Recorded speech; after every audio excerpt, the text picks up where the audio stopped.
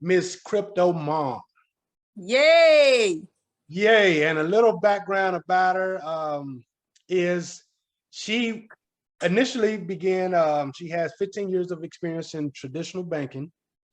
Her investing techniques and expertise in the DeFi and NFT space has made her a sought-out advisor for many projects. Her knowledge of the digital media sphere includes managing Gentry Media Productions and is now the new owner of bundlebets.com, a crypto sports betting platform. And just a tad bit about her background or her story is, so Brenda, Mrs. Brenda Gentry, aka Cryptomom, began working as a mortgage underwriter at USAA with over 12 years of experience and an annual salary of $70,000 in 2019. By 2020, Brenda starts researching cryptocurrency and investing small amounts of money during the 2020 lockdown. By 2021, Brenda receives her first substantial returns from the money invested in 2020, with her crypto portfolio surpassing over $400,000. And later in the year, she launched Gentry Media Productions with her daughter, Cynthia and Imani. By 2022, she is currently on a mission to introduce more women and minorities into Web3 by educating and helping them achieve financial freedom via DeFi and NFTs. Correct. She has been featured in publications, major publications such as The Sun, CNBC Make It, Business Insider, Black Enterprise, and NBC News, just to name a few. Miss Cryptomom, welcome to the Millionaire by Morning podcast. Thank you so much for inviting me, Rashad. I wanted to join you last year. I think you sent me a message last year, right? Yep, it's been a while. I know, and I just got too busy with life and stuff. But thank you for inviting me. No problem. That's what happened. I think now is a good time to do the interview because we've been able to see crypto talked about in the media, crypto talked about a lot, crypto go up and come back down. Crypto goes down, yes. So timing is right. Timing is perfect. Timing is perfect. Yeah. So yeah. What I want to do is get a little bit into the reason that you're saying that this will allow for an even playing field for minorities and people of color. Why is that? Now, the reason I say that is I've been in banking and I've been in the field of finance for so long that I do realize it's not a level playing field, especially if you go to the bank and see that the underbanked are not able to get the same amount. You know, your credit rating will set you behind in a lot of ways. And not even that, there are people living in this country and obviously can't even access any kind of funds when they really need it. And in the 80s, when the tech boom started, again, minorities were left behind. In the mid 90s, we didn't know too much about who the big tech bros were. And, we came to find out later, it was, the Tesla founder. It was obviously Jeff Bezos and Bill Gates and just the guys who have access to the resources to learn about technology. So with a new technology that's been presented to us, we should definitely be the first ones taking advantage. But what I get and hear a lot is people are so skeptical about the volatility and they're not paying attention to 10 years ahead. Like they're just, focusing on now, which is not a good way to gauge any investment. Definitely. I actually watched Ice Cube. Well, first, let me say this because I follow you on Twitter. You have a lot of Twitter followers. You give a lot of advice. on Twitter. Thank you. And I And listen, I follow you too, and you give advice too. yeah, definitely. And the difference between is kind of like you have crypto that is a marathon. It's not a sprint. Correct. You know, and I actually have you on the Millionaire by Morning. So for people thinking crypto is going to get you rich overnight, this is not what this conversation is about. Oh my God, they better ask somebody. Right. So what is your advice for people that want to stay in it long term and be able to hold what they currently have or invested in when the market is so volatile? Okay, so one thing I've noticed about a lot of us, and I say us by people of color, especially, we get so excited when the market is up. It doesn't matter market. When I say market, I mean even stock market and crypto as well. And that's when you have people reaching out to you. Oh, what should I buy? How should I buy? When should I buy? You know what I'm saying? A lot of people are so concerned when it's at the top that they forget that people don't buy it at the top. People buy it at the bottom. And when it's at the bottom, my phone is silent. Like I get 0 calls. I get DMs about contracts I have, with my partnerships. But regular Joes are not calling when they should be calling, or they're not finding out. They're like, everybody right now has, if I go sometimes to the nail salon or anywhere I go, most people know me, Cryptomom. They're like, oh, crypto is so dead. It's dead. Forget about, this is the same thing people were saying in 2015. You know what I'm saying? At the same time, I'm looking at my 401k portfolio. I was looking at my 401k portfolio. My crypto holdings have surpassed my 401k portfolio. And even, looking at my husband's 401k portfolio for the last 20 years, it doesn't add up. Like, okay, you've been working for this company for so long. You should at least show a certain amount of 6 figures, which you have 6 figures, but it shouldn't be or a sudden, it can be that stagnant for 10 years. You know what I'm saying? But if I invest a certain amount in my crypto holdings, it's not going to take me more than 10 years for me to see a good return. And that's what a lot of people are forgetting, that we are not trying to get rich quick. That's a very, very bad narrative that people have put out there, because some people that are saying they are multi-millionaires from crypto, these people invested in 2012, 2013. The billionaires, like obviously I think we have CZ, he owns the crypto exchange, the 2 billionaires that I know that in the top 30, and then we have the owner of Ethereum, Vitalik. They invested in 2015. So we coming in 2020 and expecting to make multi-millions overnight. We gotta be realistic with life. Like, dude, it's not gonna happen that quick, but at least it's gonna happen faster than my traditional job. Faster than a 401k or faster than. So would you say crypto is in addition to 401k or a part of the portfolio, or like should people really just kind of go all in because of the return? I do diversify. I diversify. No, and the reason for that is I leave my husband's portfolio the way it is now. My portfolio is most crypto, like 95% is now mostly crypto. Why? Because I have a safe haven, and I know that that my portfolio wouldn't do a 2x in 2 years. There's no way your 150,000 is going to be 300,000 in 2 years.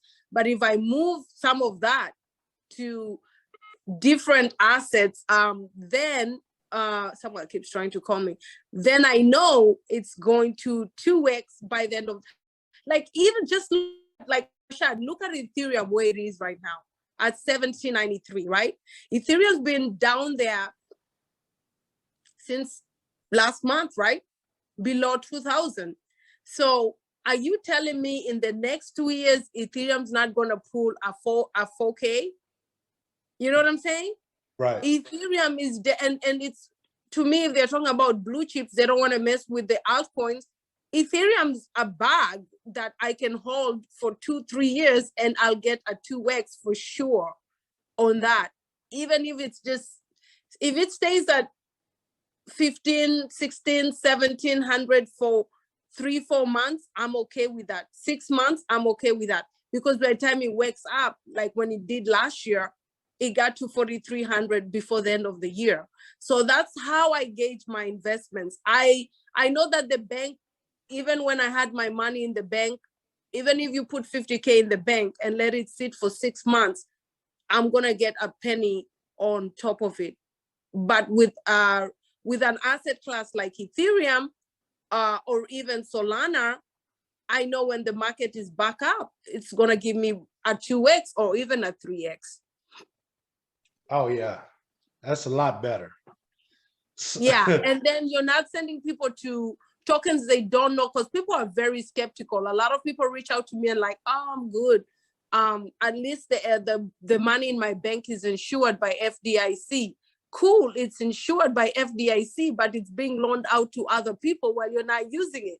You know, like when the 2020 pandemic thing happened, I worked for the bank and I couldn't even access $10,000. If we all went to the bank at the same time, a bank run happens and we all go access money, all our accounts will be frozen to where you can only take out a certain amount. Because what they're doing is your money is being loaned out to somebody else. Right. Yeah. I'd rather have my money and invest it the way I want. Yep, you're right about that. So do you operate as an advisor? You're an investor and an advisor, am I correct? Yeah, so what I do, as of last year, a lot of people that were reaching out to me are looking for their projects to be launched in Web3. And when I mean Web3, it's obviously the new, what we're calling the new advanced internet. While Web2 was read and write, Web3 is you are able to make it, you can make it your own, you can change it, you can build it however you want, you know? So a lot of people who are coming into Web3 and their projects are asking for, how can I navigate this new space? And that's what I'm focusing on. At least Gentry Media, we already have like, so our contracts were about, we have about 4 contracts going right now with three big startups in the space. Okay. So if you could explain to someone, just on a surface level, the difference between Web 2 and Web 3, how would you explain that? So the way I like to explain it to noobs or people who are just new to the space, Web 1 was read only. You know, when we started, when the internet first came about, you couldn't, you know, couldn't make any changes to it. You just read what was on the internet. Web 2 is read and write, to where if you have like, you can go to Wikipedia and, I mean, you read, but you can put your information on Wikipedia and you can update, or your peeps can update, or your publicist can update some stuff. But Web 2 is also not owned by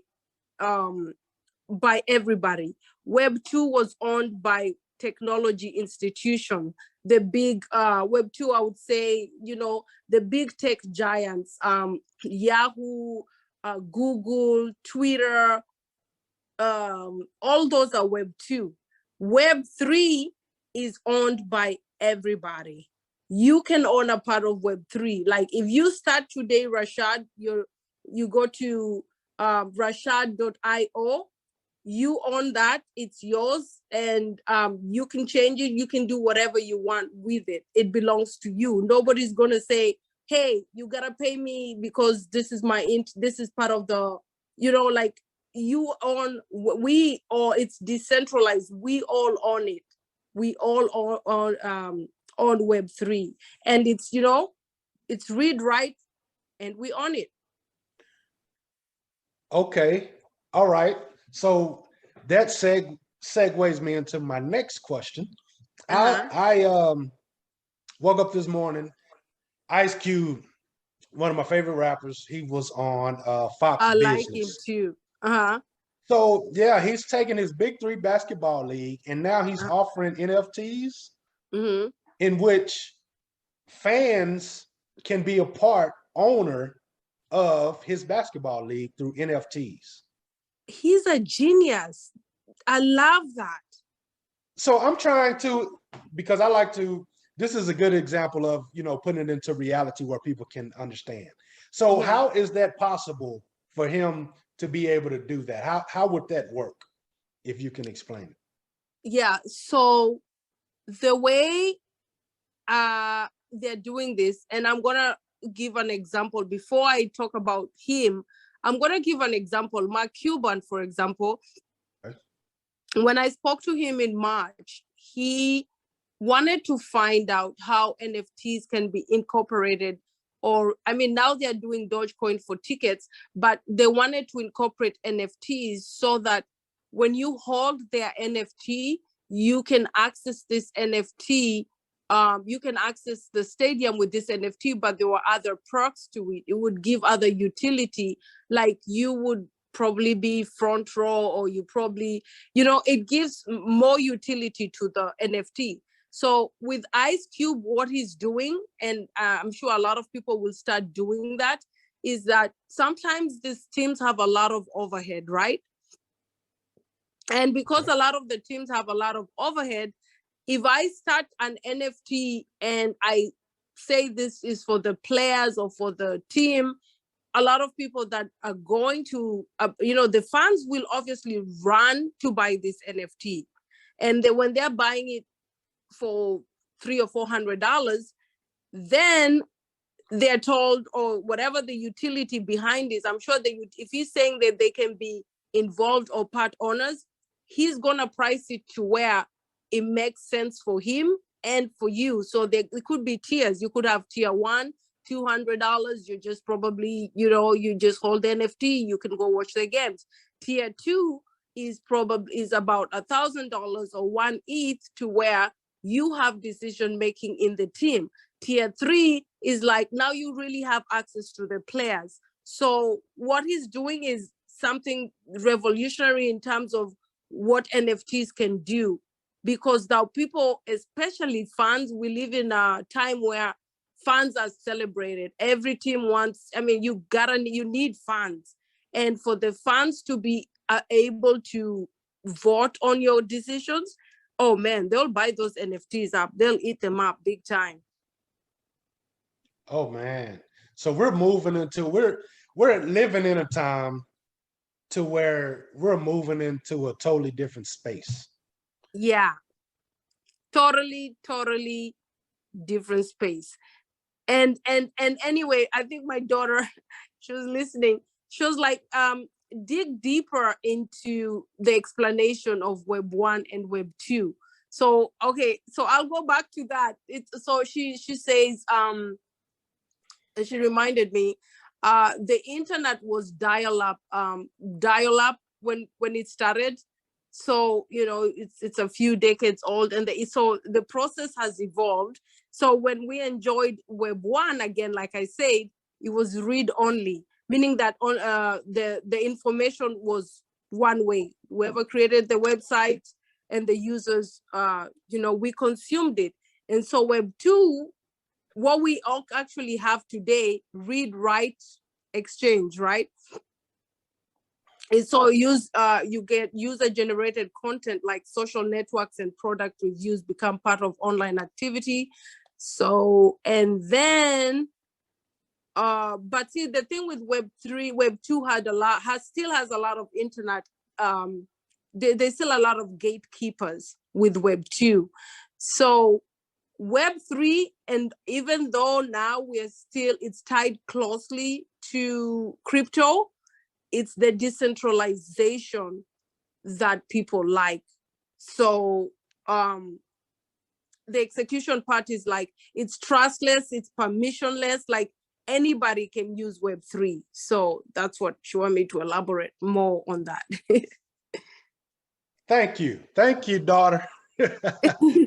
So if everyone is able to, I just came up with this question, but if everyone is able to have a say in Web3, especially the way that everything is and the world is, and how do you keep it from becoming the wild, wild west if everyone is kind of just free to do what they please? Is that and that is actually a good question. So I look at an internet where Patreon can't block creators from generating income, and where Twitter can't put, voices for speaking out, and Cuba or China, they can block their populations from accessing the websites. If you go to Dubai, you can't even, you're limited to what you can and cannot do on the internet. So I look at it like that, and I don't think, because it's, I know we're early with Web3, and they still, obviously, it is actually the wild, wild west. We can see NFTs that are coming up that are not even worth looking at, and people are buying. But I'm sure regulation is coming.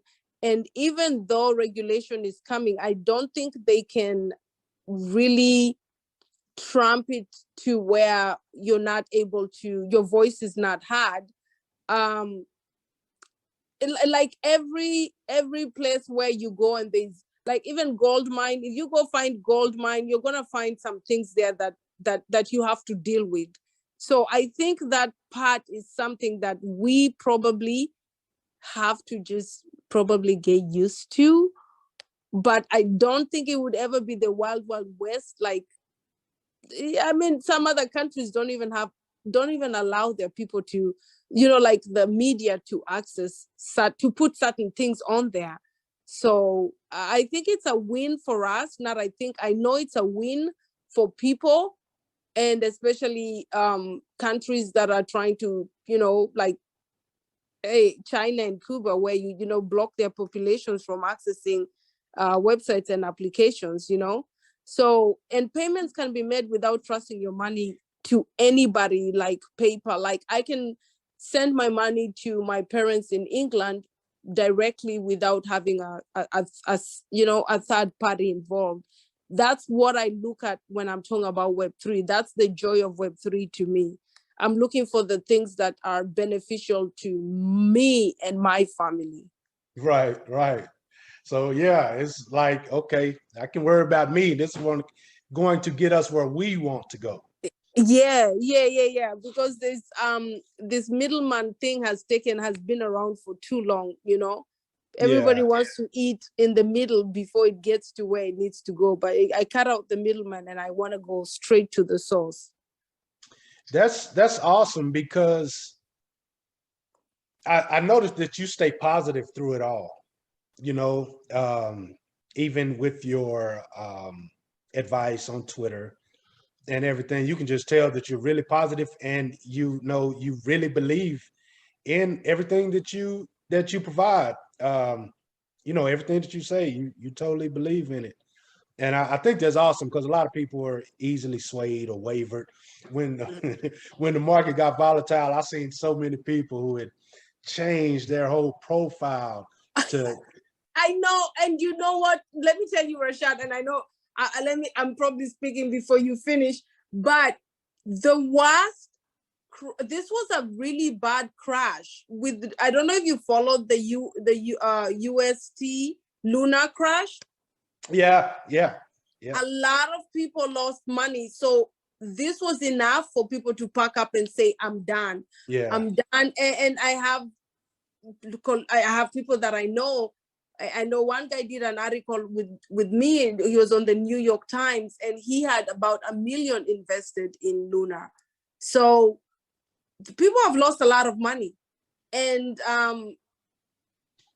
I understand and I feel for them, but this was the writing was on the wall. People were warned, people were told last year that this was going to happen with this particular stable coin, so that it dragged Bitcoin down. It's all, that's us to blame. It's us as a community. And I take ownership for letting my community know, and I'm thankful that my community did not get impacted.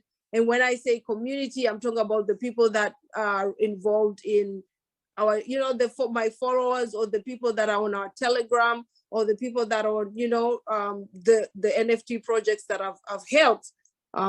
We let them know ahead of time. But yeah, a lot of people were in here for the wrong reasons, and a lot of them are changing their profile pictures. Yeah, I noticed. Oh, like it's not a Bored Ape anymore. Hey, like they had used someone's Bored Ape, and now suddenly it's just right. It's yep. I watched it in real time. Oh man.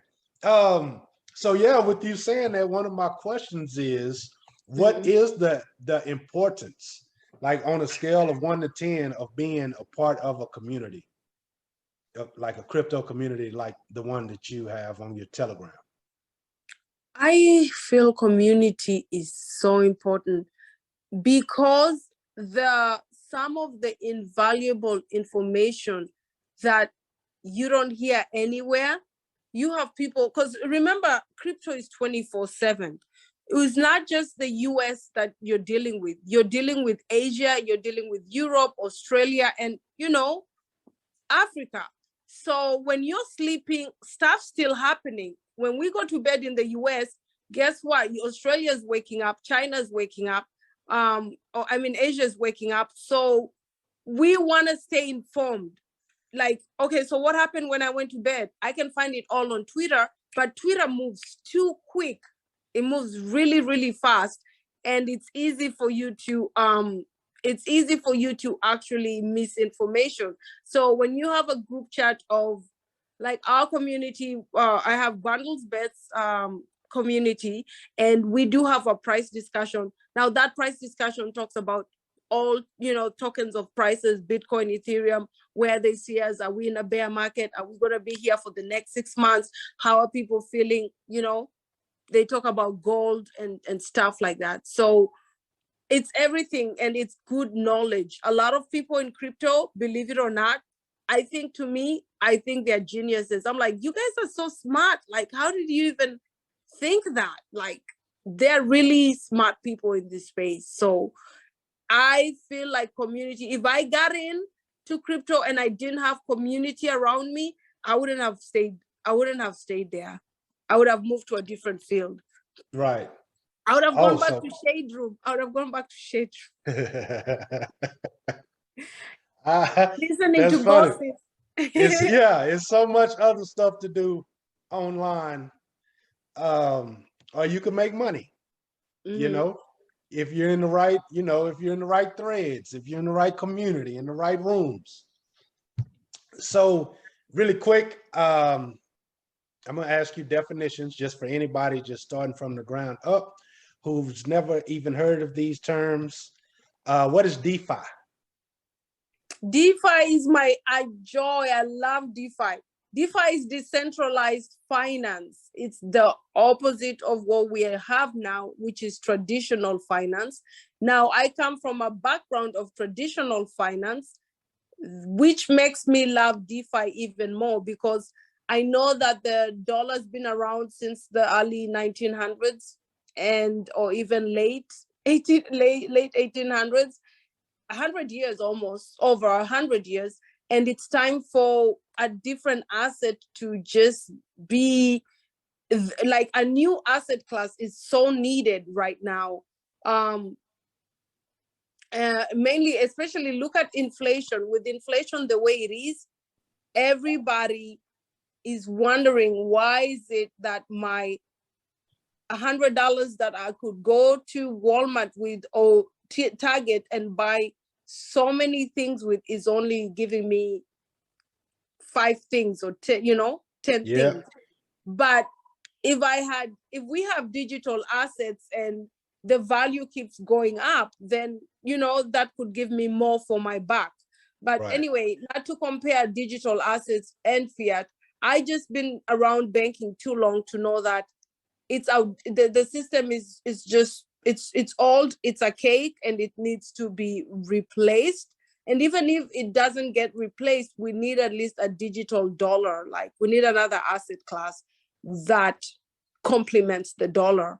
So DeFi is decentralized finance. It gives you better rates, better APYs, and you're able to not have a middleman. Like big institutions, we have a middleman in traditional finance, but decentralized finance, it's just you are your bank.